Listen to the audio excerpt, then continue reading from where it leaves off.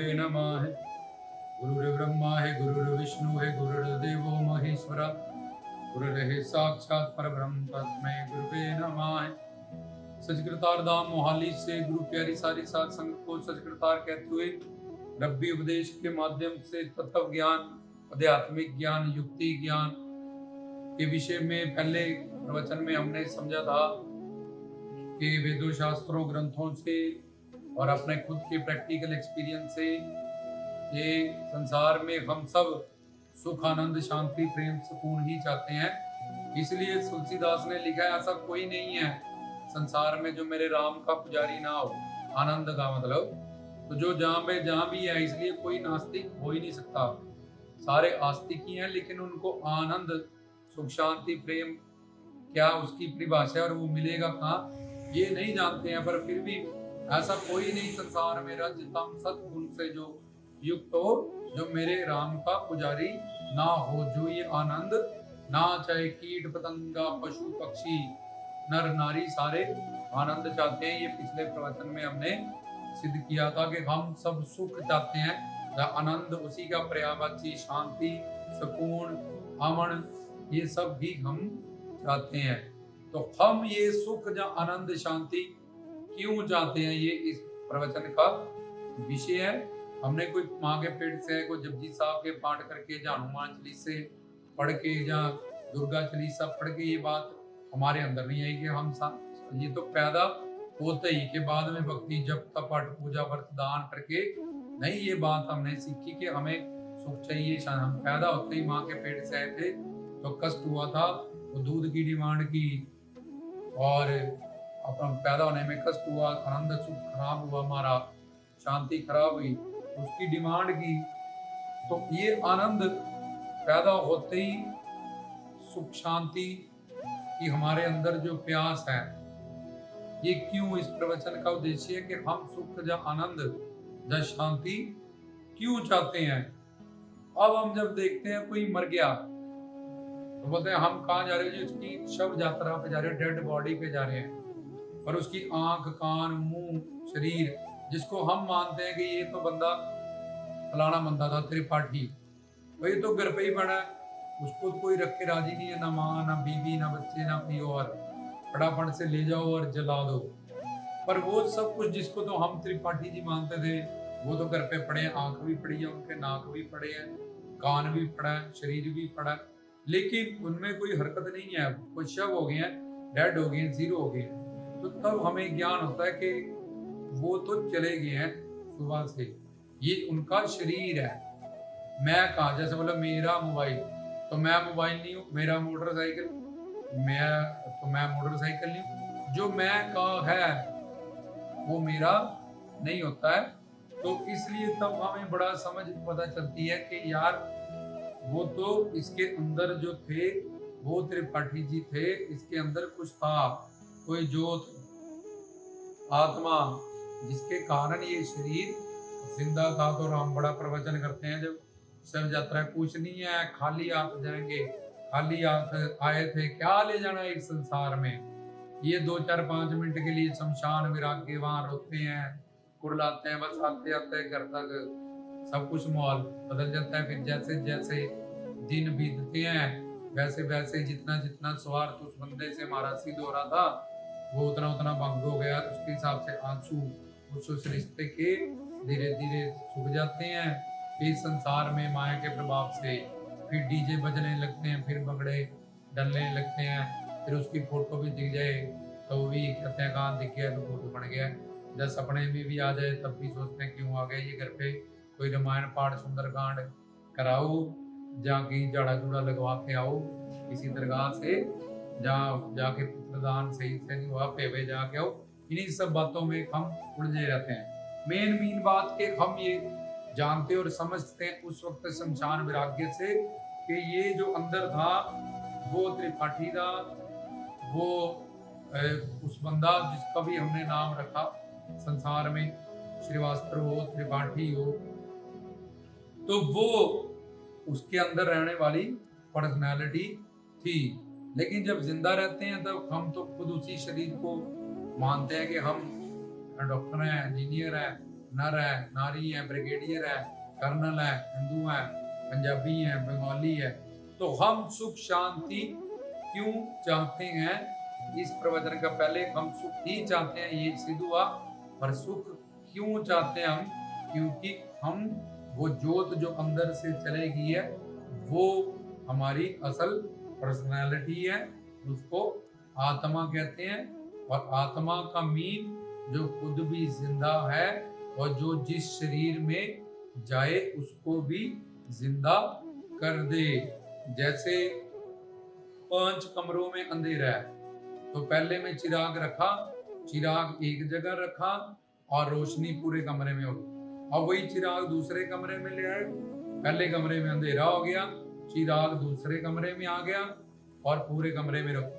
ऐसे ही आत्मा उन कमरों की तरह शरीर बदलती रहती है अपने संस्कारों के हिसाब से, अपने कर्मों के हिसाब से। जैसे एक जगह पे चिराग रखा और पूरे कमरे में प्रकाश हुआ, ऐसे ही हमारे जब माँ बाप की शादी होती है, वो आपस में विषय भोग करते हैं कि घर परिवार को आगे बढ़ाएं, संसार को चलाएं। तो पिता का विरह और माँ की मिट्टी खून, उससे ये मांस का लोथड़ा बनना शुरू होता है। फिर उसमें ये परमात्मा जो जोत आपको बताई बाहर से प्रवेश करती है। लेकिन जब वो प्रवेश करती है तो कहाँ करती है? वो उस बच्चे के, नवजात शिशु के, जो कि अभी मांस का लोथड़ा है सिर्फ। क्योंकि माया शक्ति, आत्मा शक्ति और परमात्मा, ये 3 चीजें हैं। और सब शक्तियों में परमात्मा सर्वव्यापक होके रहता है।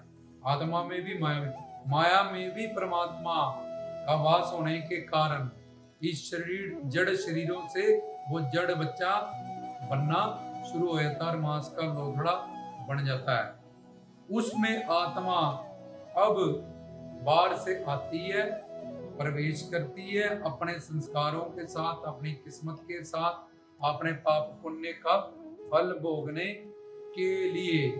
तो वो जैसे चिराग रखा हृदय में, जब आत्मा आती है, आत्मा परमात्मा में, परमात्मा आत्मा में, तो जब हृदय में प्रवेश करती है तो ये हृदय धड़कता है, ओंकार, जा ओम। तो उस आत्मा में नाद है, बच्चा वही नाद सुनता है 9 महीने माँ के पेट में, ओम ओम ओम ओम। उसकी लिव में रहता है वो ओंकार ओंकार। तभी उसको अंदर कीड़े खाते हैं, गर्भाशय में उल्टा लटका होता है, तब भी उसकी लिव निरंतर उस परमात्मा के नाद से जुड़ी रहती है। और जब कनेक्शन टूट जाता है, बाहर आता है, तो तड़प जाता, रोने लगता है, मैं कहाँ फंस गया, संसार में आ गया हूं। तो वो आत्मा बाहर से आई। विषय है कि हम सुख क्यों चाहते हैं।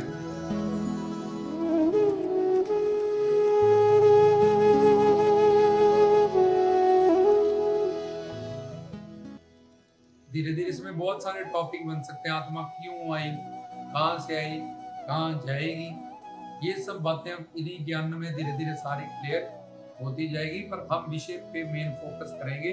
तो वो जो आत्मा है, जो खुद भी जिंदा है, जो शरीर में आई कुछ सालों के लिए, कुछ श्वासों के लिए, जिस शरीर में आई उसको भी उसने जिंदा रखा। जितना उसका प्रारब्ध था, पुण्य था, उसको मिला इस जन्म के लिए सीढ़ी, किस्मत के जाओ इतने साल दुख भोगो, ये सुख भोगो, अपने पाप पुण्य का रिजल्ट भोग के आओ। उसको तुम किस्मत कह देते हो, पर आत्मा बाहर से, वो आत्मा परमात्मा की, हमारे परम पिता की, माता की, पति प्रीतम प्यारे की, सतगुरु की, सच्चे गुरु आदि जुगाद गुरु की अंश है, मतलब शक्ति है। और वो सच्चिदा आनंद स्वरूप है। उसका नेचर है सत्य, जन्म मरण से वो पड़े है। और चित्त ज्ञानवान और आनंद, मतलब सुख शांति प्रेम आनंद। इसलिए हम सुख शांति प्रेम आनंद किसी गुटके से, किसी अखंड पाठ से, किसी सुंदरकांड के पाठ से, रामायण के पाठ से, या किसी के पढ़ाए सिखाए नहीं, बाई नेचर की क्योंकि हम एक आत्मा है। जैसे आग का नेचर है जलाना, पानी का नेचर है शीतल करना, ऐसे ही उस आत्मा का नेचर स्वभाव है सच्चिदानंद स्वरूप, क्योंकि अपने परमात्मा की, हरि गुरु भगवान की वो अंश शक्ति है। तो अंश शक्ति होने के कारण वो सच्चिदानंद स्वरूप है, उसका नेचर आनंद है। तो लेकिन शरीर में जीव माया और गुण माया के अधीन होने के कारण जीव माया ने उसको बुला दिया।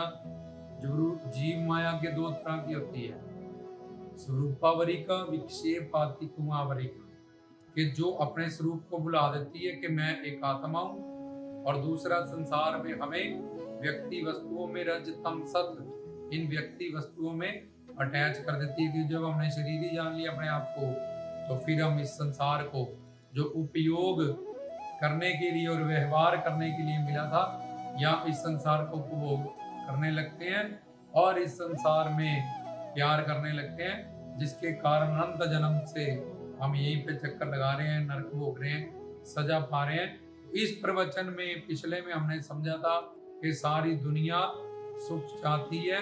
इसमें हमने समझा कि वो सुख क्यों चाहती है, क्योंकि वो एक पवित्र आत्मा है, सच्चिदानंद ईश्वर का सच्चिदानंद संतान है, उसकी अंश है, उसकी शक्ति है, तो उसका नेचर ही है, स्वभाव ही है आनंद को चाहना। कोई बाहर से उसने किसी से सीखा नहीं ट्रेनिंग करके, वो ऑटोमेटिकली उसका स्वभाव, उसका नेचर, क्योंकि वो आत्मा खुद भी जिंदा है, वो जिस शरीर में जाती है उसको भी उतने सालों के लिए जिंदा कर देती है। और आत्मा अपने अंशी, जैसे हर अंश को मिट्टी का ढेला फेंकोगे, हाथ में उठाओगे नीचे तो मिट्टी पे गिरेगा, आग जलाओगे सूरज की तरफ ऊपर को जलेगी, और तरल पदार्थ पानी जब उसका मुंह नीचे पानी समंदर की तरफ भागता है, निवानगी की तरफ भागता है, क्योंकि हर अंश को अपनी अंशी की बाई नेचुरल कशिश है। इस तरह से आत्मा को अपने परमात्मा अंशी की बाई नेचर की कशिश है, लेकिन माया के प्रभाव के कारण, खुद को शरीर जान लेने के कारण वो इधर ही आनंद सुख शांति प्रेम ढूंढती जा रही है, और अनंत जन्म उसके 84 लाख योनियों में बर्बाद होते जा रहे हैं, जिसके कारण सारी जिंदगी अनंत जन्मों में भी उस बेचारे को या बेचारी को सुख आनंद का प्रेम शांति का लवलेश होता है। जो हम आग जगाते हैं उसकी बाहर की जो लेयर होती है उसको लवलेश कहते हैं। इतना भी सुकून शांति प्रेम आनंद नानक दुखिया सब संसार इस पे मोर लगी है, क्योंकि ये माया से बना है, अहंकार तत्व से बना है। इसमें काम क्रोध लोभ अहंकार, तीन ताप, तीन शरीर, चार दोष, पंच क्लेश, पंच ऋण, पंचकोश, ये तो मिल जाएंगे माया के प्रवाह, ये पूरा इतना बड़ा, लेकिन ये आनंद सुख शांति प्रेम ये हरि गुरु के भगवान ही के पास ही मिलेगा। तो हम इसमें हमने समझा इस प्रवचन में कि हम सुख शांति प्रेम आनंद इसलिए चाहते हैं क्योंकि हम एक दिव्य आत्मा है।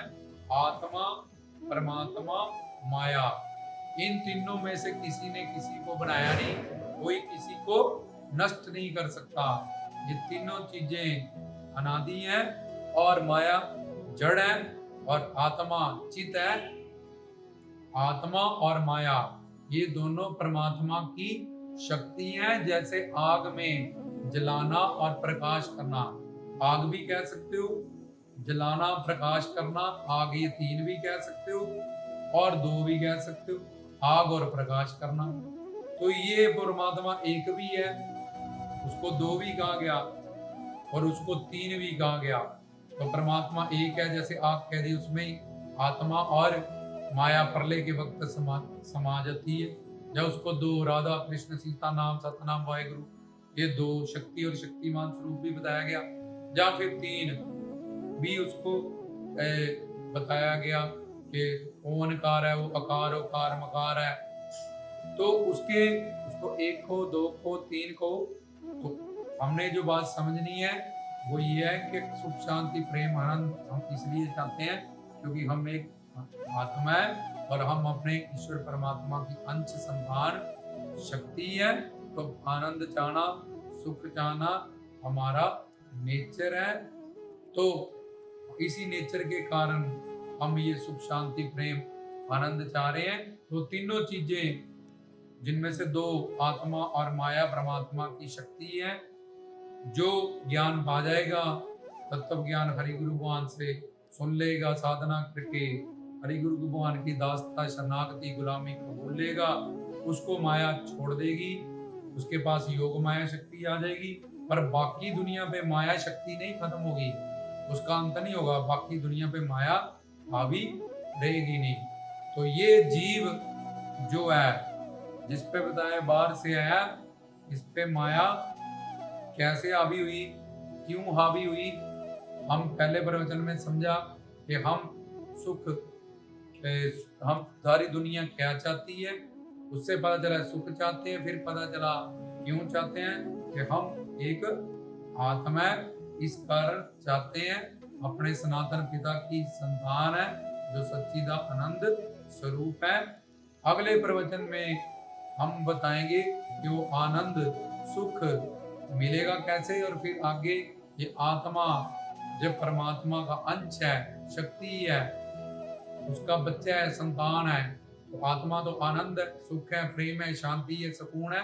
तो ये आत्मा दुखी किस तरह से हुई, इस पे माया, जब ये ईश्वर की संतान थी, कैसे माया का अधिपत्य इस पे हो गया, कैसे माया ने इसको गुमराह कर दिया और ये अपने आप को शरीर जानने लगा। ये सारी व्याख्यान हम अगले प्रवचन में आपको बताएंगे। गुरुओं, पीरों, साधु संतों, फकीरों को, पवित्र ग्रंथों, संतों को रामदास की तरफ से सच करता है।